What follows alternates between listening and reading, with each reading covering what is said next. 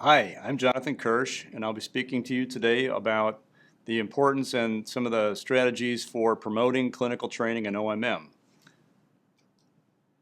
The growth of any craft depends on shared practice and honest dialogue, and this is a concept that was put forward by Palmer. And Boyer describes colleges and universities as learning communities. And that becomes important in the development of our preceptor faculty development programs. Groups of faculty engaging together in active collaborative programs is what we describe faculty learning communities to be. And today we'll be looking at what faculty learning communities are, as well as some of the common challenges, barriers, and mechanisms or strategies to get over them in the area of clinical training in OMM. And so we'd like to try to envision how faculty learning communities could impact on this issue, as well as look at mechanisms for increasing the actual clinical training in OMM. So the body that this work comes from is ECOP, which is the Educational Council on Osteopathic Principles. It's one of 12 councils of ACOM. And the two documents in reference are the Preceptor Faculty Development Guidelines, as well as the OPP objectives for the clinical years. The goals of both these documents are to increase the actual use of OPP OMM in practices in osteopathic practice today. And in order to get there, the goals or mechanisms there is to increase the training of OPP throughout the clinical clerkship years and also across all fields of practice.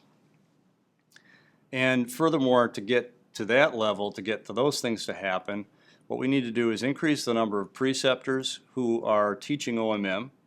And in order to do that, you can help them to understand the value of OPP, as well as increased opportunities for students and residents then to implement OMM in their training years. Some of the barriers to this are the stereotypes around OMT, fears around it, especially in the safety liability area, as well as time constraints, knowledge-based problems, language barriers, perceived economic impact of having a student, and slowing down the patient care time.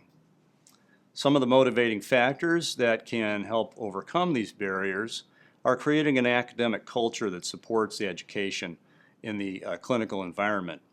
Also, looking at the altruistic drive to train the next generation, offering CME hours, perhaps offering financial reimbursement where possible, and discussing this in terms of intellectual curiosity, giving something extra to the patient. It doesn't take any more resources for the institution, and also you can give some library access as well. Some of the background here is that the AOA does require OPP to be integrated through all 7 years of the program. That includes 3 years of residency. And in order to help carry this out, OPTEs were formed in 1999 to try to establish and create that osteopathic identity in the clinical training years. And, but osteopathic educators are the ones that have to create the curriculum.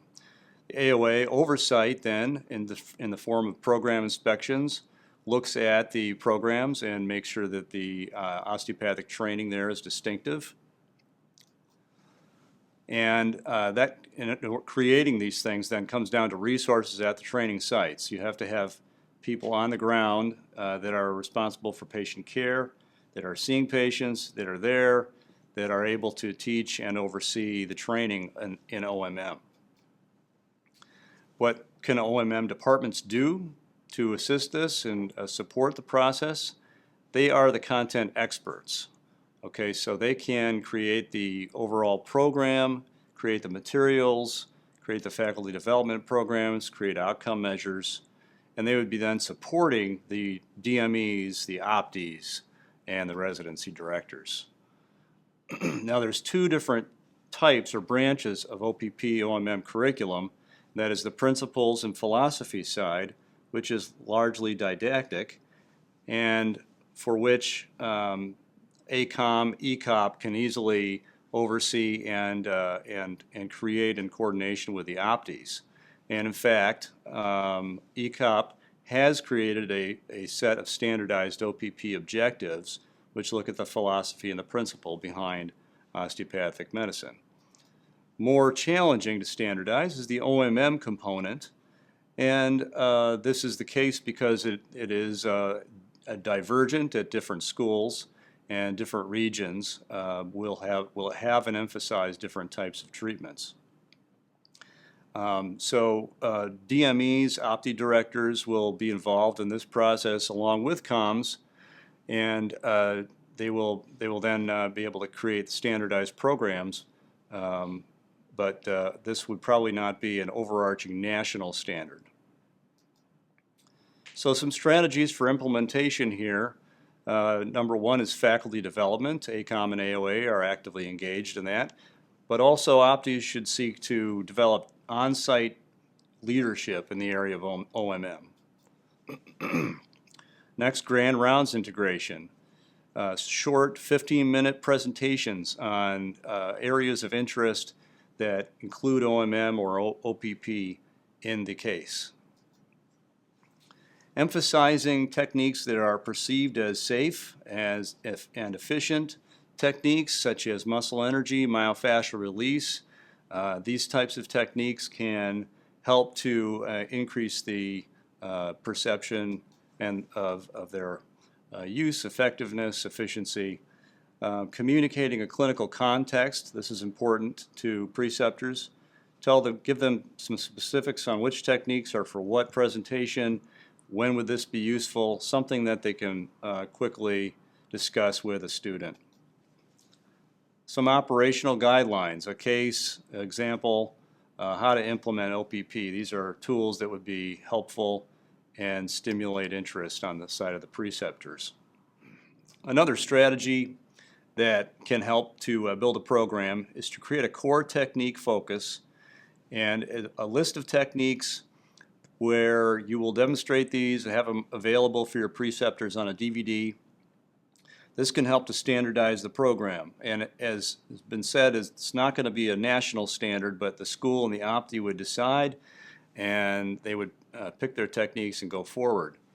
Then using these techniques, you can make sure that your students are familiar with them, are competent with them when they leave to go to the clinical training arena, and this would occur through competency testing in years 1 and years 2.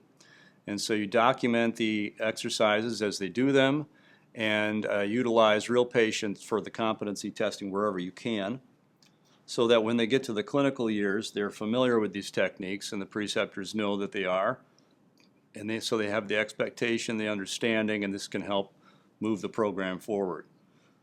Then further, you would have competency testing again in year 3 and in year 4, and this would then complete the integration of OPP across all 4 years. And then lastly, once the student is ready to go on to residency, you would have that material from the 4th year, and this would demonstrate that the student is competent in these core techniques. And again, in the residency programs affiliated with the OPTE, you would have some competency during that residency program on the same set of core techniques. So you would be then showing that you are integrating OPP throughout your program.